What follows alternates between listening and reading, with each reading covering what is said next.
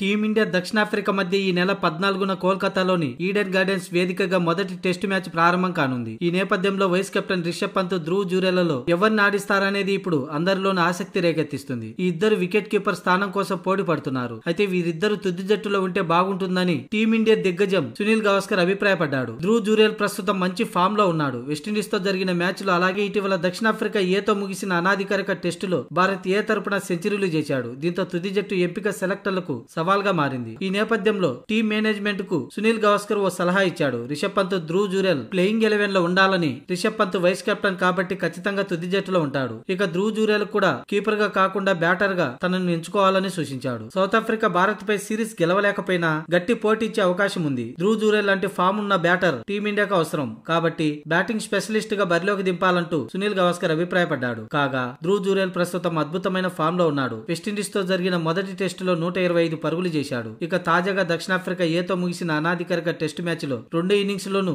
సెంచరీల మోత మోగించాడు. దీంతో దక్షిణాఫ్రికాతో అతన్ని ఆడించాలనే డిమాండ్ పెరిగిపోయింది.